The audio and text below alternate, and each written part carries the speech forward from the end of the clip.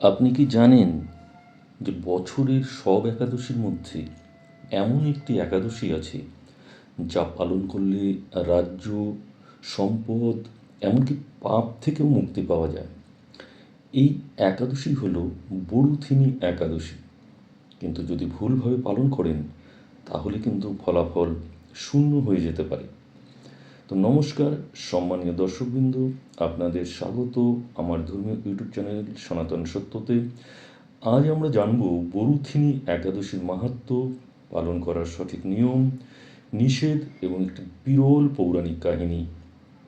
ভিডিওটি শেষ পর্যন্ত দেখুন, কারণ শেষে আমি বলবো সঠিক পালনের মন্ত্র।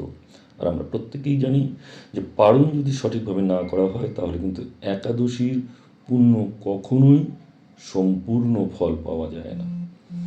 প্রথমেই শুরু করি একাদশীর সময় এবং গুরুত্ব।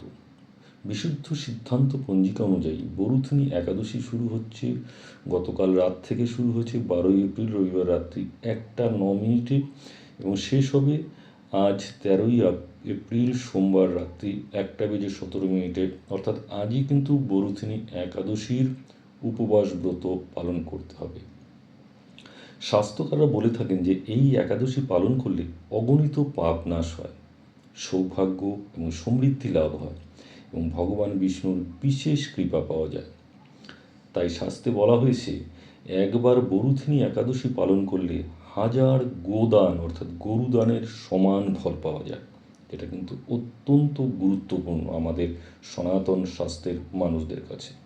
এবার চলুন জেনে নিই বরুথিনী একাদশীর পেছনের পৌরাণিক কাহিনী, অর্থাৎ কিভাবে বরুথিনী একাদশী শুরু হলো।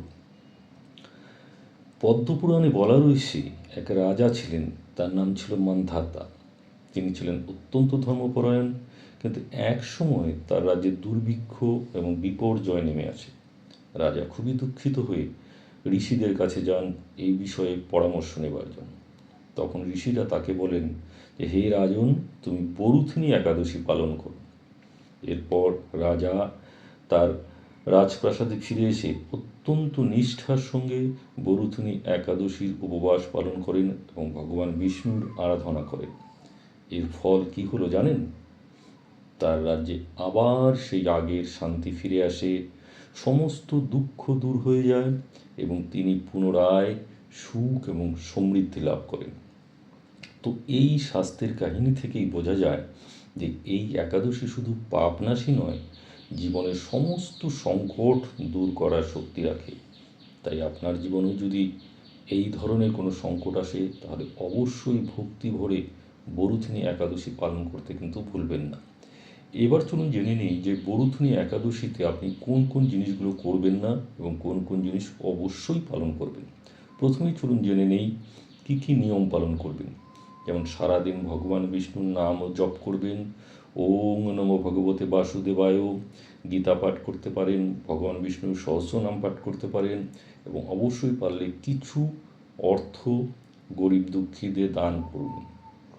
এবার চলুন যে এই একাদশী চলাকালীন কোন কোন জিনিস একদমই করা যাবে না। প্রথমেই হলো শিম সবজি খাওয়া সম্পূর্ণ নিষেধ। পরবর্তীকালে একাদশীর পরবর্তীকালে পারণ শেষ না হওয়া পর্যন্ত পুঁই শাকও খাওয়া চলবে না। মিথ্যে কথা বলবেন না, কারোর ওপর রাগ করবেন না এবং হিংসা থেকে দূরে থাকতে হবে। ব্রহ্মচর্য পালন করুন এবং অবশ্যই আমিষ আহার পালন করবেন এবং যারা পারবেন না তারা অবশ্যই কিন্তু আমিষ পালন করার, যারা পারবেন তারা অবশ্যই একদম উপবাস পালন করবেন যদি না আপনার কোনো শারীরিক সমস্যা না থাকে। এবার চলুন সবচেয়ে অত্যন্ত গুরুত্বপূর্ণ জিনিস পারণ বা উপবাস, কারণ আমরা জানি যে একাদশী যদি আপনি পারণ সম্পূর্ণ না করেন স্বাস্থ্য মতে তাহলে কিন্তু একাদশীর সম্পূর্ণ ফল আপনি পাবেন না।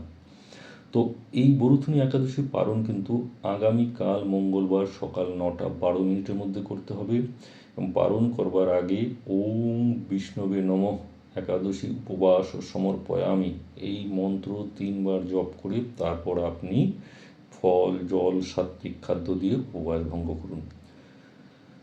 তো সম্মানীয় দর্শকবৃন্দ, এই বরুথিনী একাদশীতে সঠিক নিয়মে উপবাস করুন এবং জীবনের সব দুঃখ দূর করুন।